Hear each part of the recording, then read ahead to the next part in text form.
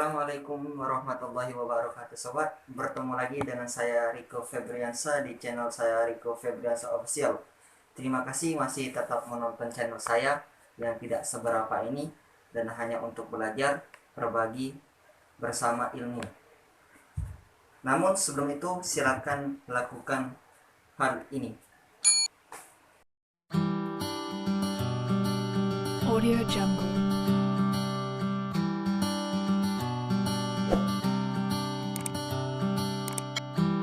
Baik sobat edukasi sekalian, pada kesempatan ini saya akan membahas terkait dengan apa yang ada di benak kalian, yaitu kalian pasti pernah mendengar yang namanya kata hukum. Ya, karena berdasarkan pasal 1 ayat 3 dari dasar negara kita, Undang-Undang Dasar 1945, yang menyatakan bahwa negara Indonesia adalah negara hukum. Oleh sebab itulah, di negara Indonesia, kehidupan bangsa itu tidak terlepas dari yang namanya hukum. Namun banyak masyarakat masih bingung sih, apa sih hukum itu sendiri? Ya, memang betul. Hukum itu sendiri mempunyai pengertian yang sangat luas. Hal ini juga diaminkan oleh filsuf hukum, yakni Immanuel Kant, yang mengatakan bahwa hukum itu tidak dapat didefinisikan menjadi pengertian yang pasti.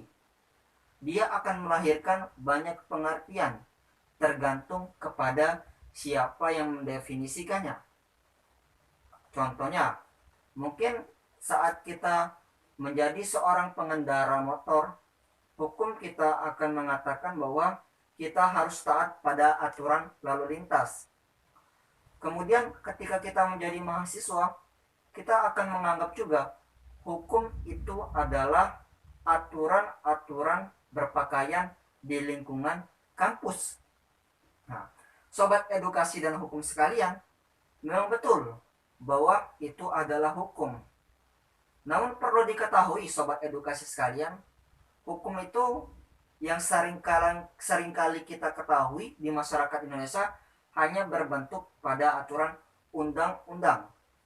Namun sobat edukasi sekalian, hukum itu juga mencakup kebiasaan kita sehari-hari ataupun kebiasaan masyarakat.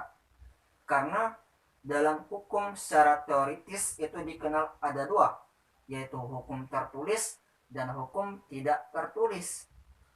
Sobat edukasi sekalian, hukum dibuat ini untuk dipatuhi, sobat edukasi, bukan untuk dilanggar. Karena apabila kita melanggarnya, akan ada sanksi.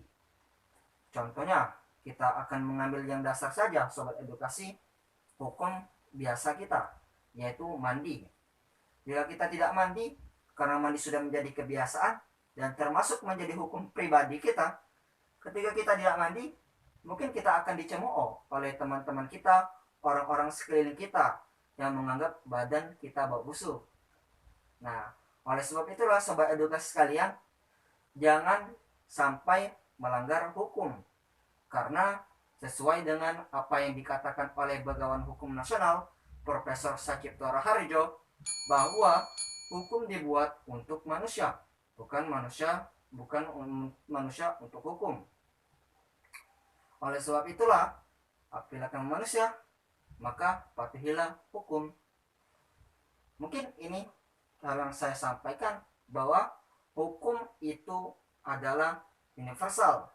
Hukum itu memiliki definisi yang relatif, tergantung siapa yang mendefinisikannya.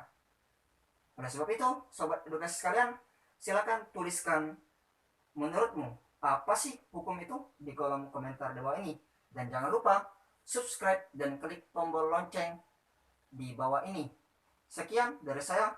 Assalamualaikum warahmatullahi wabarakatuh.